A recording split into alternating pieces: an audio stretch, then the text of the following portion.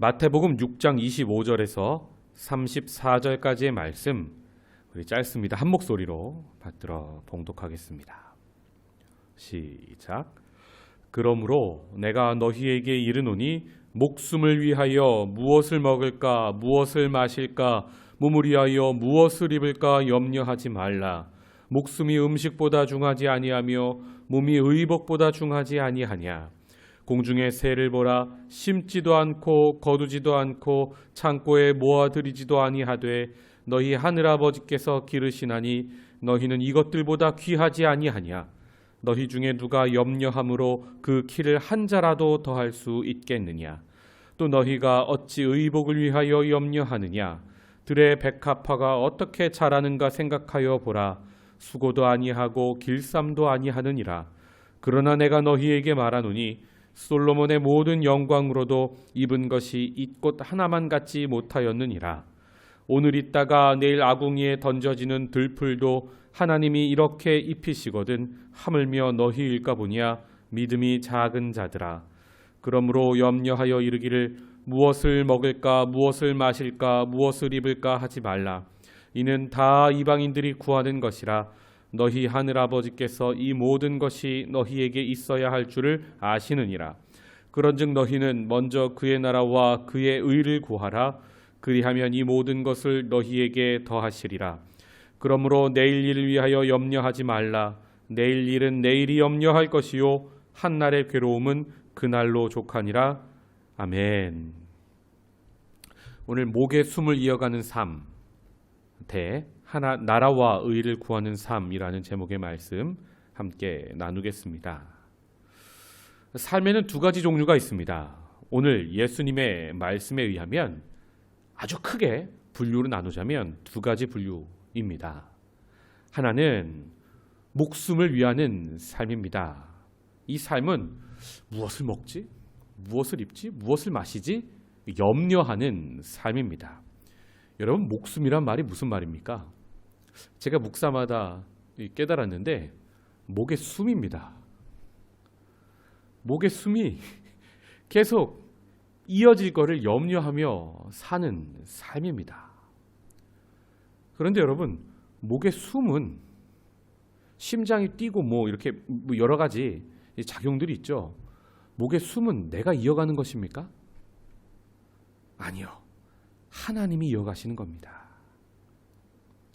그것을 믿느냐 믿지 않느냐에 따라 두 가지 삶으로 나뉘는 것입니다. 목숨을 위해서 염려하는 삶은요, 결국은 믿음이 작거나 혹은 믿음이 없는 삶입니다. 그래서 예수님은 오늘 그 삶을 하나님을 모르는 이방인의 삶이라 말씀하십니다. 이는 다 이방인들이 구하는 것인데 하늘 아버지는 너희에게 이 모든 것이 있어야 할 것을 아신다 말씀하십니다. 우리에게 필요한 것이 무엇이라고 하나님이 아십니까? 먹을 것, 마실 것, 입을 것, 이 모든 것이 우리에게 필요한 것을 하나님은 아십니다. 그래서요, 이 이방인의 삶, 목의 숨을 이어가는 삶이 있는가 하면 반대로 다른 삶이 하나 있는데 이 삶은 나라와 의를 구하는 삶입니다. 이 삶은 믿음이 있는 삶, 믿음이 큰 삶, 즉 하나님을 아버지라 부르는 사람의 삶입니다. 이 삶은 목숨을 위하는 삶, 생존을 위해서 끼니를 연명하는 그런 삶이 아니라 영원한 생명을 찾아가는 삶입니다. 그래서 이 삶은요, 목의 숨을 하나님께서 주관하시는 것을 아는 삶이에요. 그래서요, 왜 믿음이 큰 사람이라고 염려가 없겠습니까? 그런데 이 염려를요, 기도 중에 하나님께 맡기는 거예요. 그러니까 염려가 있어서 세상적이 되는 사람이 있는가 하면요, 염려가 있어서 아버지 주시옵소서 하면서 하나님과 가까워지는 사람도 있는 것입니다. 여러분, 이 나라와 의를 구하는 삶은요, 하나님이 주관하세요. 하나님이 책임져 주세요. 우리 선교기도회가 은혜 가운데 마쳤는데요, 박관태 몽골 선교사님 영상 유튜브에 많이 있더라고요. 선교사님이 그런 말씀을 하셨잖아요. 저희에게. 여러분은 가나안에서 농사짓고 자신이 땀 흘려서 살지만 저는 광야에 나와 있어서 하나님이 만나 주시는 거, 메추리락이 주시는 것만 먹고 삽니다. 누가 더 하나님의 은혜를 누리는 삶을 살고 있습니까? 이런 말씀을 하시는 걸 저희가 보았죠. 근데 그 삶을 그렇게 그냥 그 단어만, 그 문장만 보면 잘 이해가 안 되는데, 선교사님 어떻게 사셨는지 인간극장도 보고 또 여기저기 교회에서 간증하시는 삶도 보니까 정말 장난이 아니었더라고요. 그 아가페 기독병원이 세워지는데 뇌물을 안 주니까 1년 반 동안 허가를 안 줘요. 근데 한국에서는 계속 후원하는데 1년 반 동안 열매가 없으니까 그동안 얼마나 답답하셨을까요? 왜 염려가 없었겠습니까?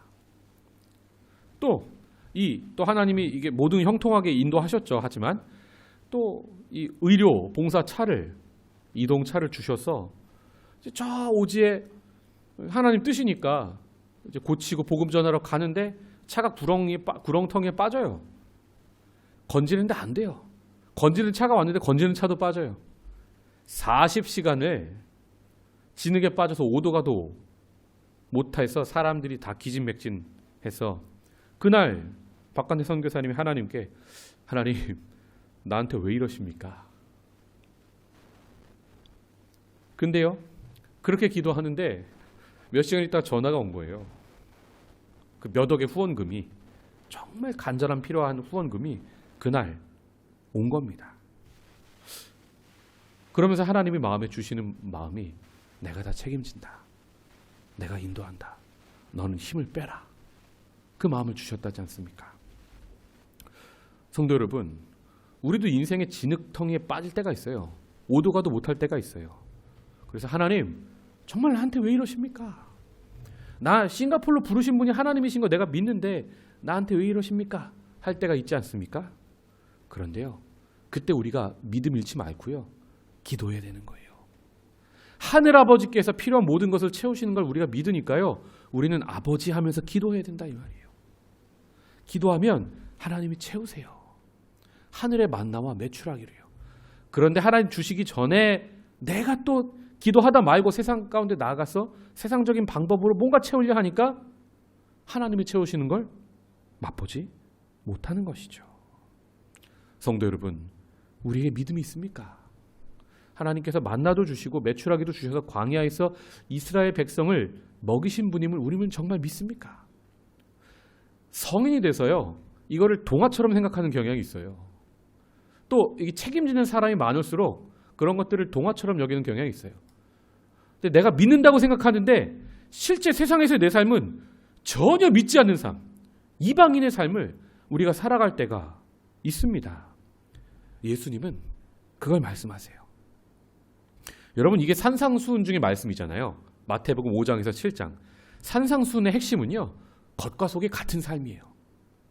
즉 바리새인과 서기관 같은 삶이 아니에요. 그럼 예수님의 지금 말씀은 뭐예요? 바리새인과 서기관들은요, 목숨을 위해서 사는 사람들이에요. 그래서 이 사두개인들, 또 대제사장들을 보면요, 이 로마의 아첨해요. 권력자들에게 빌붙어요. 자기는 호화로운 삶을 살아요. 백성들의 고혈을 뽑아내요. 목숨을 위해서 무엇을 먹을까, 무엇을 마실까 늘 염려하는 삶을 살아요. 왜요? 그 당시에 팔레스타인 땅이 얼마나 정치적으로 민감했겠습니까? 어느 라인에 붙어야 되나? 맨날 아첨해야 되고, 또 자기가 백성들한테 거둔 것도 이렇게 또 위에 상납해야 되고. 근데 그 삶이 아니라 하나님이 책임지십니다 하고, 이 세상의 권력자가 아니라 하나님이 다스리십니다 하고 고백하는 삶을 살라 예수님 말씀하십니다. 그의 나라와 그의 의를 구하는 삶은 그럼 구체적으로 뭡니까? 제가 나라에 대해서 계속 말씀드렸죠. 천국에 대해서.